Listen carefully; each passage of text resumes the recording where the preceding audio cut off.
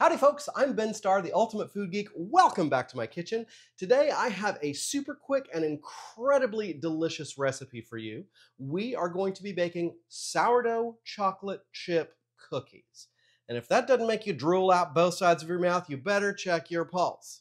Now, the internet is absolutely littered with horrible recipes that are designed to help you use up all of the discard from your sourdough starter when you feed your starter every day. But the folks that follow me know that I don't ever discard starter because there's no need to. You do not have to feed your starter every day. You do not even have to feed your starter every week. Your starter will make a perfect loaf of sourdough bread if you give it time, regardless of how long it's been since it has eaten.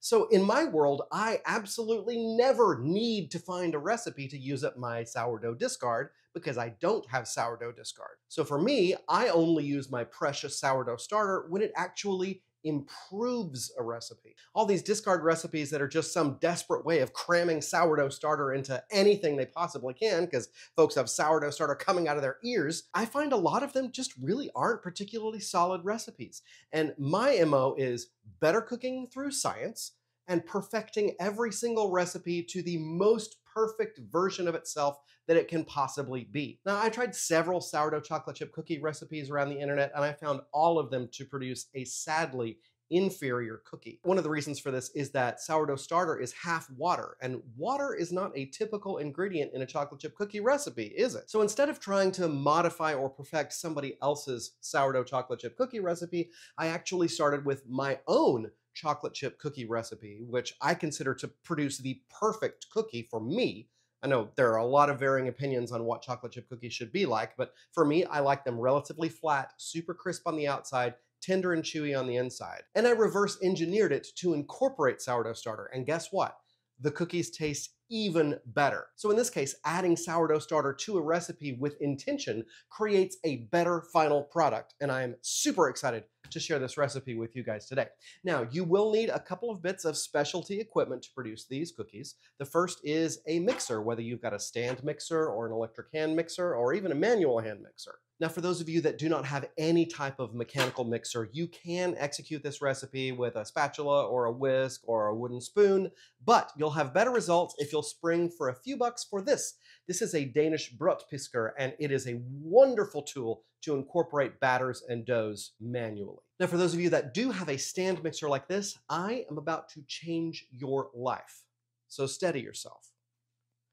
This is the side swipe blade. I first got this about 15 years ago, and it absolutely changed my life in the kitchen.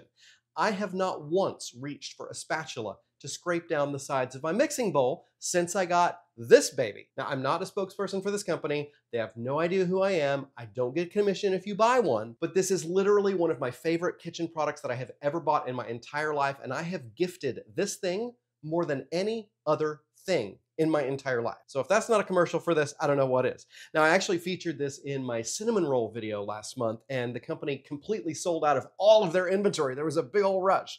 They are ordering more, so they will be in stock for the spring. So check out their website. It's linked in the video description below. And if they don't have them back in stock yet, get on their newsletter or just wait and check back in a few weeks because any day now they should be restocking for the spring. But this is actually one of my very favorite hacks for efficiency in the kitchen. I absolutely love it. The full written recipe for this video is actually written out in the video description below. So just click where it says more and you'll get the written recipe. And today I'm going to be speaking in ounces. So for all of you metric folks, the conversions are going to be right here on the screen and in the video description below. So we start with 8 ounces or 2 sticks of unsalted butter. Now, we always use unsalted butter when baking because how much salt is in your particular brand of salted butter? There's no way that we can control the salt amount in a recipe unless we know exactly how much salt we are adding to the recipe. That's why we always bake with unsalted butter. And this butter needs to be softened at room temperature. So leave it out on the countertop for a couple hours or overnight before you begin. Now, if you're like me, you usually forget to do that. So I'm going to show you a quick hack. Now, you can also soften butter in your microwave on the lowest power setting in 30-second increments until it's soft. But I know plenty of you hate the microwave, so my hack for this is to take about 3 cups of 90-degree Fahrenheit water and just drop your butter into that water. Let it sit in that 90-degree water for about 5 minutes if you have a powered stand mixer, or if you have a hand mixer, let it sit for 10.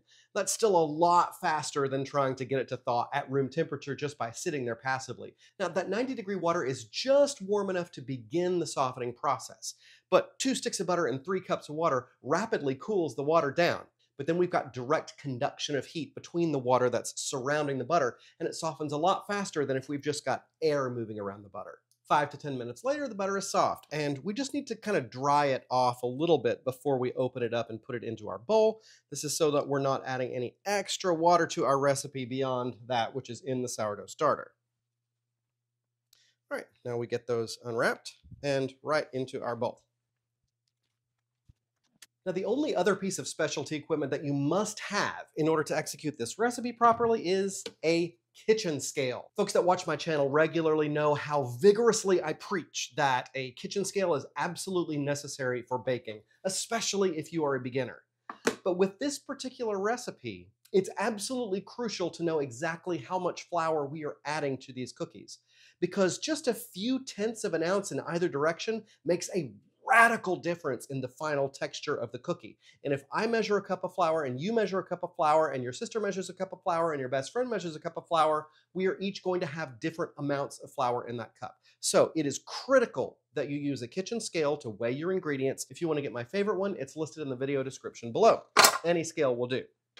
All right, we are going with 6 ounces of white sugar and 6 ounces of brown sugar. Light or dark will work in this recipe. Brown sugar is another one of those tricky ingredients that it's almost impossible to measure correctly by volume, because most recipes call for a firmly packed cup of brown sugar. Well, how firm is firmly packed? 6 ounces is always 6 ounces if you've measured it by weight. Now we're going to beat these together in the mixer until they are light and fluffy, which will take a couple of minutes.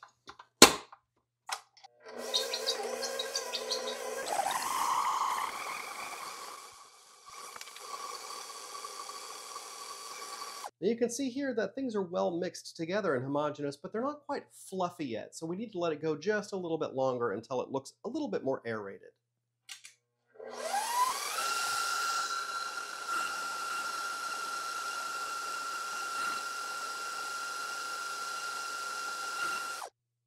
So our color has lightened up just a little bit and it's quite a bit visibly fluffier. We can proceed to the next step. We're going to add 2 eggs. And if you've got a stand mixer like this, you can add your eggs at the same time. But if you're using a hand mixer or making this recipe by hand, incorporate your eggs one at a time, stirring and whipping between them to make sure that they are very well incorporated.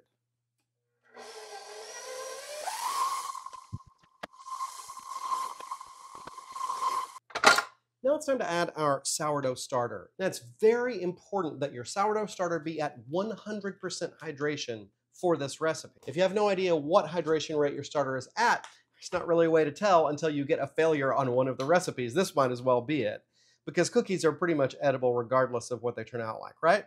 But if your starter is over 100% hydration, meaning it's got more water in it than flour, your cookies are going to spread out super, super thin and burn around the edges.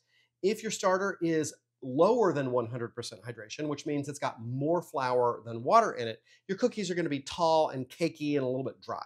If you discover that your starter is not at 100% hydration, you can correct it by giving it a stiff or wet feeding. And you'll find the procedure for that in my troubleshooting simple sourdough video right up here. All right, we are adding 6 ounces of our sourdough starter. And if your starter has not been fed in a long time and it's got hooch on the top of it, stir that back in. Never pour off your hooch. That screws up the hydration rate of your starter and plunges it below 100%, meaning it's got more flour than water because you poured the water off, right? Hooch is perfectly fine. Just stir it back in. Hooch is filled with all sorts of delicious flavor, and we are using this sourdough starter not as a leavening agent, but as a flavoring agent to give our cookies that beautiful fermenty taste of sourdough. 6 ounces of starter. Now, if you're using a hand mixer or making this by hand, I recommend you spoon the starter in small bits all around your bowl so that you can incorporate it a little bit more effectively. But our stand mixer does that for us just fine without having to break that starter up as we're adding it. Now we're going to add about a tablespoon of vanilla extract. Use the best quality vanilla extract that you can possibly afford because this does make a significant impact in the flavor of these cookies. I just eyeball it. And now we blend again. We're going to use a fairly low speed so that we don't overwork the gluten in the starter that we've just added.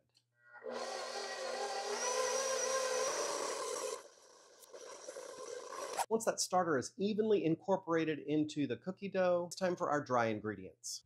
And now we add 9 ounces of all-purpose flour. You actually can use bread flour if you're a bread baker and this is the only flour that you have. It will result in a little bit more bite and chew with that extra protein level that allows the gluten to develop a little bit more strongly.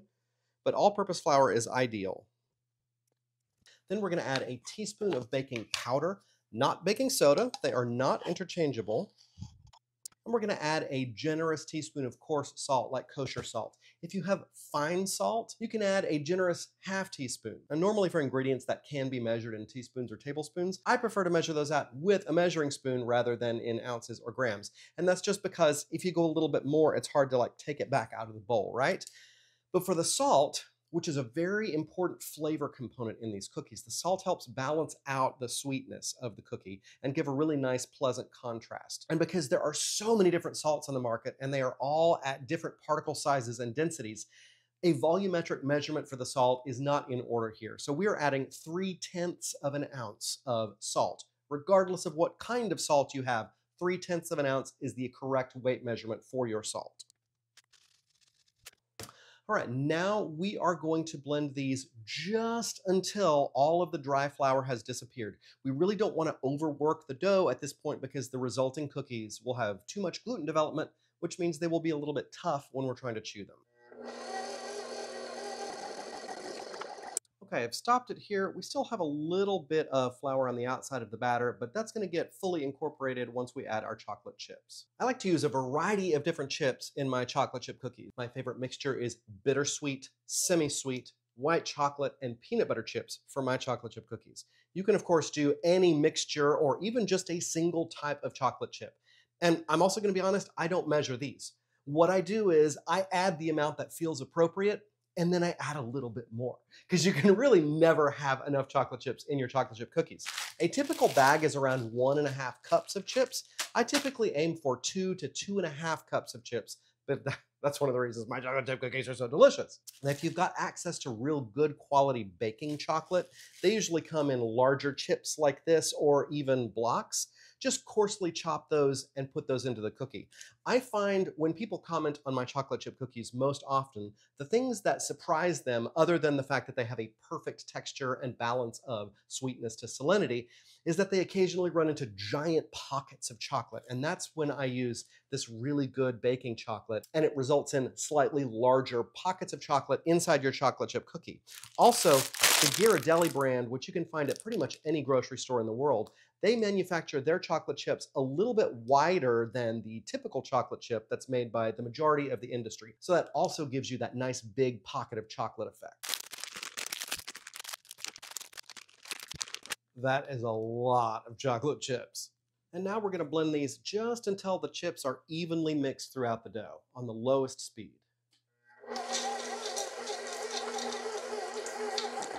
And that's about it. Now it's time to either bake our cookies or portion and freeze them for baking later. And I am not the biggest advocate of licking the beater for cookie dough. I know eating raw cookie dough is incredibly popular among some of you very odd people out there. I don't really advocate that. The first reason is that our flour contains raw eggs, and that can be dangerous for somebody who's immunocompromised or the elderly or the very young. The second reason is that some highly processed flours contain oxidizing or bleaching agents like azodicarbonamide and dough conditioners, and these things evaporate off once the product goes into the oven. But before then, they're actually still in the flour. And I'm sure a little lick now and then isn't gonna hurt you, but y'all, that's just kind of weird. Don't eat raw dough.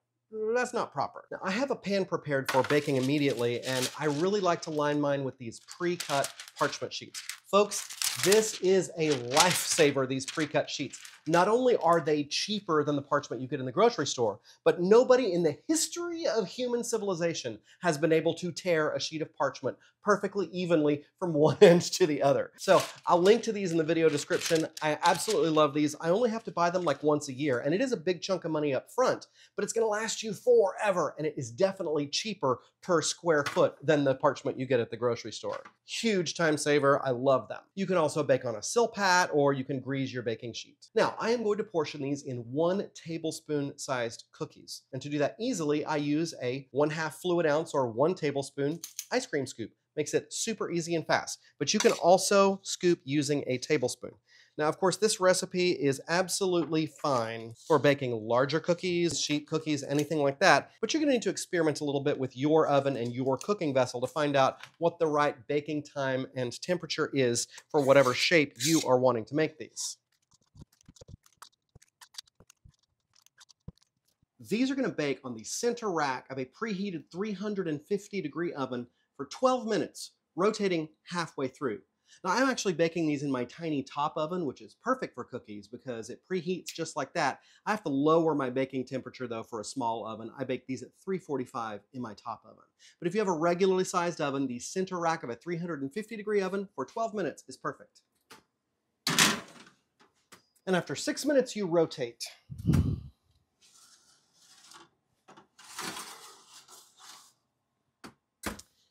At the 6-minute mark, if you notice your cookies are already starting to brown around the edge, your oven probably bakes just a little bit hot. So you might consider lowering the temperature for the next batch and keep a really close eye on this batch. They might be done in as little as 5 minutes. And after 6 minutes, we pull them.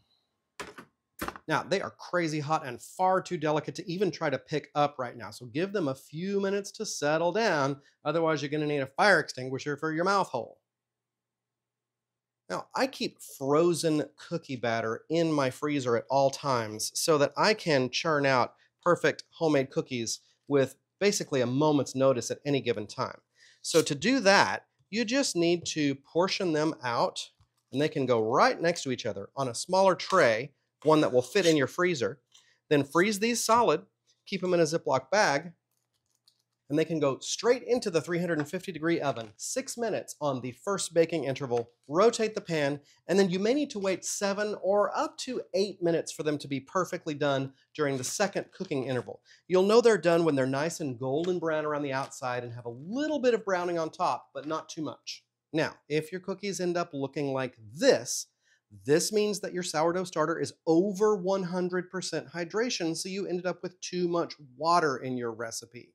Check out my troubleshooting simple sourdough video to fix your starter and bring it back into 100% hydration. Now, if your cookie does not spread out and get nice and flat like this, and instead is tall and cakey looking, you know that either you mismeasured your flour or your starter is below 100% hydration, which means it has too much flour and not enough water.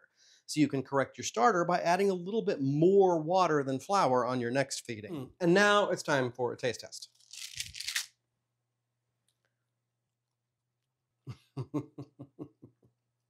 Y'all, that is at least 10 times better than a regular chocolate chip cookie. There's so much more complexity of flavor in that. Crunchy on the outside, delicate, soft, and chewy on the inside. Big pockets of melty chocolate. Now, y'all, these are not going to stay around for very long. But if they do happen to stick around for about a day, they're going to turn pretty hard and crunchy. Pop them in the microwave for 30 seconds and they will come back to life. You should always do that with pretty much any cookie. This is a fairly easy recipe. The only potential stumbling blocks are the hydration rate of your starter, which can make a significant difference in the texture of your cookie. So you may have to tweak your starter, or if you like your starter's hydration, you might have to tweak the recipe just a little bit, adding a little bit less or a little bit more flour until you get that perfect texture like you see here. The other stumbling block is your oven. If it does not bake at exactly 350 degrees, you may need to modify 5 or 10 degrees in each direction to make sure that you get even perfect browning. Because these cookies have sourdough starter in them, there are a lot more simple sugars ready to be burnt. That's why these cookies brown more beautifully than a traditional chocolate chip cookie made only with regular flour. And that, my friends, is the simple way to produce the most delicious chocolate chip cookie on planet Earth. I hope you've enjoyed this video. Please like, comment, and subscribe. I do my best to get around to every single comment left, especially if you have questions or problems. I am Ben Starr, the ultimate food geek. Thanks for watching and have a great day.